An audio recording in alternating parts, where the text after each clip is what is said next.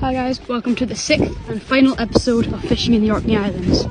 Today I'm in good old Scapa to hopefully get a mackerel before I go. Lovely day, and it has been all week.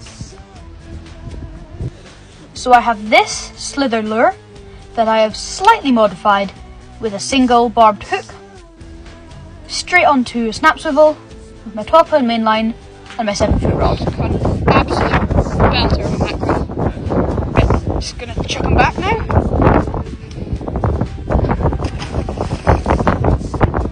Yes, and there, and he's off.